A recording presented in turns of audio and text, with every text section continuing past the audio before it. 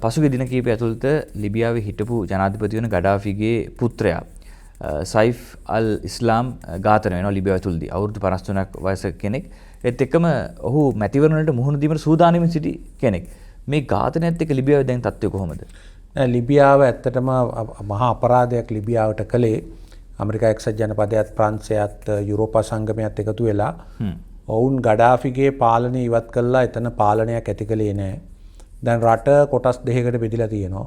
ට්‍රිපොලි වල එක පාලනයක් තියෙනවා. ඊට අනික් පැත්තෙන් යුද නායකයෙක් වෙච්ච හෆ්තාගේ පාලනයක් තියෙනවා. මේ දෙගොල්ලන්ටම අරාබියෙත් ලෝකයේත් යුද මේ වශයෙන් සහායන් පළ වෙනවා. ළඟදී පාකිස්තානයත් හෆ්තාට අවි ආයුධ දෙන්න තීරණය කළා තිබුණා. සෞදි අරාබියේ ඉන්නෙත් එතන. ඒ වගේම ට්‍රිපොලි වල තියෙන ආණ්ඩුව එක්සත් ජාතිකිනුත් පිළි අරන් තියෙනවා. ඉතින් මහා ගැටුම් මැදින් ගෝත්‍ර මැදින් තමයි යන්නේ. ඉතින් ගඩාෆිගේ පුත්‍රයා ගඩාෆි ඝාතනය කළාට පස්සේ ජීවතුන් අතර ඉන්නවා. ඔහුගේ දියණිය විදේශයකට පලා ගිහිල්ලා ඒ විදේශයේ ඉන්න අරාබි රටක. ඉතින් ඔහු කාලයක් මේ ගෝත්‍රික හමුදා විසින් අල්ලගෙන හිටියා. හිරබාරයට ගත්තා. ඔහුට ICC අන්තර්ජාතික අධිකරණය ඔහු යුද අපරාධකාරයෙක් ගඩාෆිගේ කාලේ යුද අපරාධ වලට සම්බන්ධයි කියලා චෝදනා එල්ල කළා. ඔහු වරදකරු වුණා. ඉතින් ඔහු පහුගිය ඔහු ඉන්නේ මේ ට්‍රිපොලි ආශ්‍රිත ඒ රාජ්‍ය පාලන කිට්ටුව. ඔහු ඉන්නේ ඇත්තටම ඇල්ජීරියාවට බොහොම කිට්ටු කලාපයක ඔහු ඉඳලා තියෙන්නේ. ඔහුගේ නිවසට ඇතුල් වෙච්ච සන්නද්ධ පිරිසක් 4 දෙනෙක්ගෙන් යුතු මුහුණු වහලා ඔහුගේ ගෙදර තිබිච්ච CCTV නිවලා උඩ වෙඩි තබා ඝාතනය කරලා තියෙනවා. මං හිතන්නේ ඊටාත්ම කිට්ටු හේතුව තමයි ඔහු ප්‍රකාශ කළා ඔහු ලිබියාවේ ජනාධිපතිවරණයට ඉදිරිපත් වෙනවා. ඉතින් ඇත්තටම ලිබියාවේ තාමත් ඉන්නවා ගඩාෆිගේ පාලනය කාලේ ගඩාෆි ඇත්තටම නිවෙස් නැති කිසි මිනිහෙක් තිබ්බේ නැහැ ලිබියාවේ.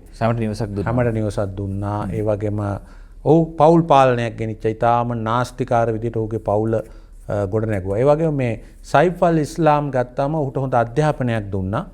චෝදනාවකුත් එල්ල වුණා මේ ලන්ඩනේ ස්කූල් ඔෆ් ඉකොනොමික්ස් වලට ගඩාෆිගේ සල්ලි වලින් සයිෆ් අල් ඉස්ලාම්ට උපාධි දුන්නයි කියලා. මොකද මේ ආයතන ලංකාවෙත් ඒ වගේ චෝදනා එල්ලලා තිනවා අපේ ඇතම් ජනාධිපතිවරුන්ගේ පුතුන්ට උපාධි ලබා දුන්න ධනයට කියලා.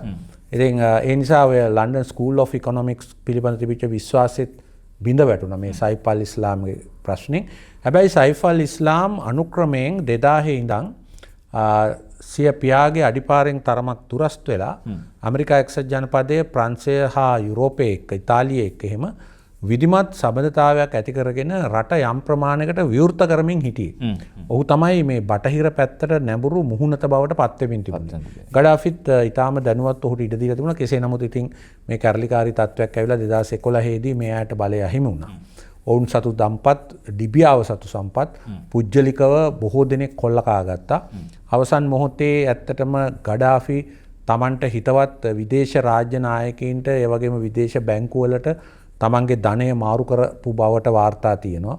ලංකාවෙත් ඒ වගේ චෝදනාවක් එල්ල වෙලා තියෙනවා. ඉතින් ඒව ඇත්ත නැත්ත අනාගතේ කවුරු හරි විමර්ශනයක් කරලා හොයන්න ඕනේ. ඉතින් මේ ධනය කොල්ලකාම ගැන ඇත්තටම ඩොලර් බිලියන 50කට අධික ඔහුගේ රත්තරන් තොගයට වෙච්ච දේ අදටත් පැහැදිලි නෑ. අද ප්‍රංශයේ හිටපු ජනාධිපති සාකෝසි අත්අඩංගුවේ ඉන්නවා මේ ලිබියාවේ ගඩාෆිගේ ධනය අරගෙන ජනාධිපතිවරණයේ ජයග්‍රහණය කිරීමේ වරදට. ඉතින් ඒ නිසා මේක ඇත්තටම සයිෆ් අල් ඉස්ලාම් හා ගඩාෆිගේ පවුල නැවත ලිබියාවේ භූමිකාවක් දේශපාලන භූමිකාවක් කිරීම වැළැක්වීමට සිදු කරපු ඝාතනයක් බව පැහැදිලි.